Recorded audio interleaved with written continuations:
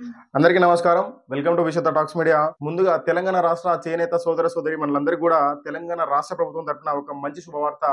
మన గౌరవ ముఖ్యమంత్రి రేవంత్ రెడ్డి గారు మరియు డిప్యూటీ సీఎం అయినటువంటి బట్టి విక్రమార్క గారు ఢిల్లీ వెళ్లి మన దేశ ప్రధాని మోదీ గారిని కలిసి, అదేవిధంగా సెంట్రల్ మంత్రి అయినటువంటి పీయూష్ గోయల్ గారిని కలిసి మన తెలంగాణ రాష్ట్రంలో చేనేత కార్మికులు పడుతున్నటువంటి ఇబ్బందులను, చేనేత విద్యార్థులు పడుతున్న ఇబ్బందులను వారికి వివరించి, మన తెలంగాణలో కూడా ఒక IIHT Indian institute of handloom technology university ఒక కళాశాలను మాకు కావాలని చెప్పేసి కోరడం జరిగింది.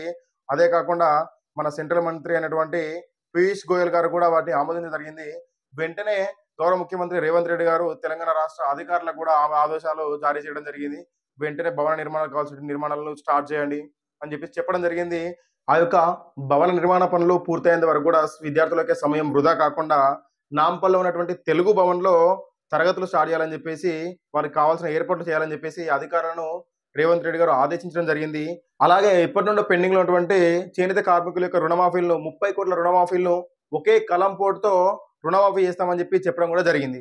ప్రతి సంవత్సరం లాగానే ఈ సంవత్సరం కూడా స్వయం సహాయక సంఘాలు ఉన్నటువంటి దాదాపు 63,00,000 మంది మహిళలకి, అంటే దాదాపు ప్రతి ఒక్క మహిళలకి, ప్రతి ఒక్క ఆడబిడ్డకి 2 చీరల చొప్పున 1,30,00,000 చీరల్ని అందజేయాలని చెప్పేసి సీఎం రేవంత్ రెడ్డి గారు అధికారులను ఆదేశించడం జరిగింది.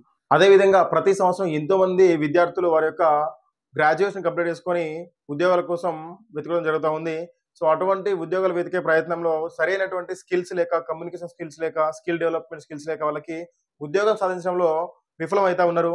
సో ఇటువంటి వాటిని అధిగమించాలని చెప్పేసి విద్యార్థుల కోసం, వాళ్ళ యొక్క ఉజ్వల భవిష్యత్తు కోసము యంగ్ ఇండియా స్కిల్స్ యూనివర్సిటీని హైదరాబాద్‌లో స్థాపించాలని చెప్పేసి ప్రభుత్వం నిర్ణయించడం జరిగింది. ఆ యొక్క యూనివర్సిటీకి, ఆ యొక్క కళాశాలకి సంబంధించి 60 ఎకరాల స్థలాన్ని కూడా కేటాయించడం జరిగింది.